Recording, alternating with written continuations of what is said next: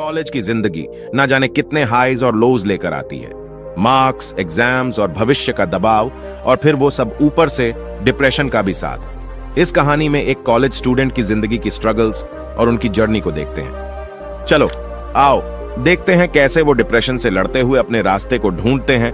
सुरेश पढ़ने में बहुत होशियार था, एग्जाम भी अच्छे गए थे, लेकिन 1 महीने की बीमारी ने उसको आत्महत्या के लिए मजबूर कर दिया। हुआ यूं कि सुरेश होनहार स्टूडेंट था, ठीक ठाक मेहनत करता था और ध्यान से पढ़ता था, जिस कारण उसके अच्छे नंबर आते। इस क्वालिटी को देखते हुए टीचर्स ने समझाया कि तुम MBBS की तैयारी करो।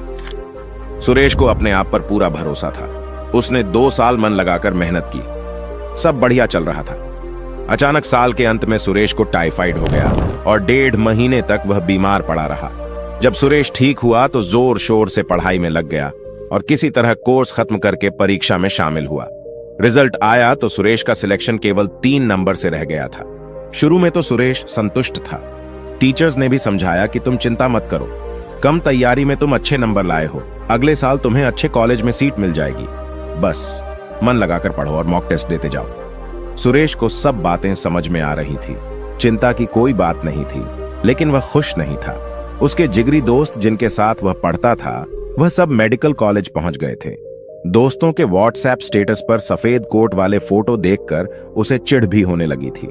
जाने अनजाने में सुरेश खुद को दोस्तों से कंपेयर करने लगा, फिर शिकायत करने लगा कि मेरी किस्मत ने साथ नहीं दिया।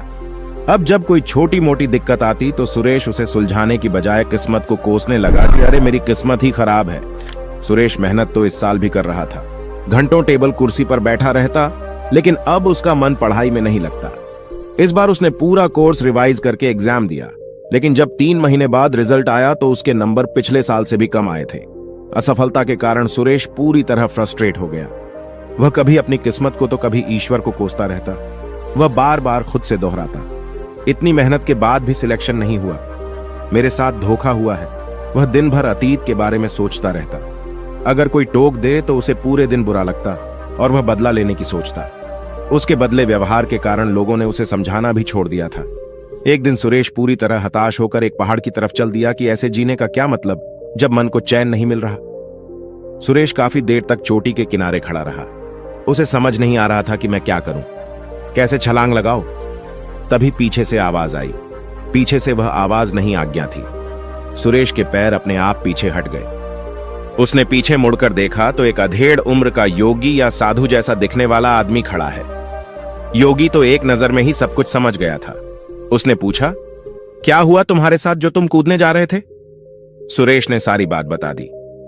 आज पहली बार सुरेश ने अपने मन का दुख किसी के साथ बांटा तो उसे काफी हल्का महसूस हुआ। योगी ने सुरेश से कहा, यह बहुत छोटी समस्या है जिसे तुमने बड़ा बना लिया है। अगर तुम चाहो तो मैं इस परेशानी का आसान हल दे सकता हूं। सुरेश ने कहा, मुझे जल्दी बताइए, मुझे क्या करना होगा? मैं हर हाल में बुरी बातों और असफलता को भूलना चाहता हूं। योगी ने कहा, मेरी कुटिया पास में ही है, वहीं बैठकर बात करेंगे। कुटिया के आते ही योगी ने सुरेश को पेड़ के पास बैठाया और अपनी कुटिया के अंदर चले गए। थोड़ी देर बाद योगी बाहर आए। उनके हाथ में एक जलता हुआ दीपक था। उन्होंने सुरेश से बोला, हाथ आगे बढ़ाओ और इस दीपक को पकड़ो। योगी ने सुरेश से पूछा, इस दीपक का वजन कितना होगा? सुरेश ने कहा, कुछ खास वजन नहीं है इस दीपक में। योगी ने कहा, कुछ देर इस दीपक को यूं ही पकड़े रहो, बस अपने नजदीक मत लाना। कुछ देर में ही सुरेश के हाथ दुखने लगे। योगी ने फिर पूछा, अगर तुम इसी तरह दीपक को 1 घंटा पकड़े रहो तब क्या होगा? सुरेश बोला, ऐसा करने से हाथों में दर्द होने लगेगा। योगी ने कहा, और अगर दीपक को पूरा दिन पकड़े रहो तब क्या होगा? सुरेश ने कहा कि हाथ सुन्न पड़ जाएगा, मांसपेशियों में खिंचाव बढ़ जाएगा। योगी ने कहा, क्या इस दीपक के वजन में कोई अंतर आया है? सुरेश ने कहा, नहीं, दीपक का वजन तो पहले ही जितना है। योगी ने कहा, जैसे दीपक हल्का होने के बावजूद हाथ को चोट पहुंचा सकता है, वैसे ही छोटी मोटी बात, चिंता न करने वाली बात अगर दिन भर पकड़े रहोगे तो भी अपने आप को भयंकर कष्ट में डाल लोगे। योगी ने कहा, जैसे कष्ट से बचने के लिए आपको बस दीपक नीचे रखना है, वैसे ही तुमको अपनी चिंता और शिकायत को नीचे रखना है। तुम्हारी कहानी चिंता, तुलना, शिकायत से लेकर असफलता और फ्रस्ट्रेशन की है। यह सब तुम्हारे पहले विचार के साथ शुरू हुआ जब तुमने सोचा कि मैं पीछे रह गया, और यह विचार बार बार मन में चलता रहा।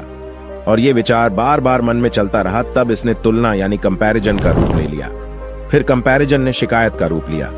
जब शिकायत की आदत पड़ गई तो तुम्हारे मन का चैन ही खत्म हो गया। सुरेश ने कहा, यह तो सब मैं समझ रहा हूं, मेरी आदत बन गई है। मैं दिन भर यही सब सोचता रहता हूं। बताइए मैं क्या करूं? योगी कहते हैं कि सबसे पहले इस बात को समझो कि जीवन में कभी न कभी यह हम सबके साथ होता है। हम प्लान बनाते हैं, मेहनत करते हैं, लेकिन वह पूरे नहीं हो पाते। इसमें न किस्मत की गलती है न हमारी, बस हम नए सिरे से दोबारा कोशिश करते हैं। यह सब तुम्हारे साथ छोटी उम्र में हो गया। तुमने ईमानदारी से मेहनत की लेकिन रिजल्ट नहीं मिला। लेकिन अगर तुम इस घटना से सीख लो, शिकायत और नेगेटिव विचारों को छोड़कर अच्छाई देखो और अपने काम में मन लगाओ, तो फिर जीवन में तुम्हें असफलता कभी नहीं रोक पाएगी। सुरेश अब उत्सुक था। उसे समझ में आने लगा कि उसे एक नई स्किल सीखनी है। यह घटना उसके जीवन का एक बड़ा लेसन बन गई। उसने योगी से पूछा, मुझे यह तो समझ आ गया कि पुरानी बातों को बोझ नहीं बनाना है, पर यह सब मैं करूंगा कैसे? योगी ने कहा, हमारा इंसानी दिमाग इस तरह से प्रोग्राम्ड है कि या तो यह धन्यवाद महसूस कर सकता है या फिर चिंता कर सकता है। इसलिए अपने दिमाग को धन्यवाद देना सिखाओ। छोटी छोटी चीजों में अच्छाई देखने की आदत डालो। ऐसा करने से कुछ देर तो तुमको चैन मिलने लगेगा, लेकिन कभी कभी धन्यवाद देने से काम नहीं चलेगा। हर रात सोने से पहले तुम्हारा मन हल्का हो जाना चाहिए।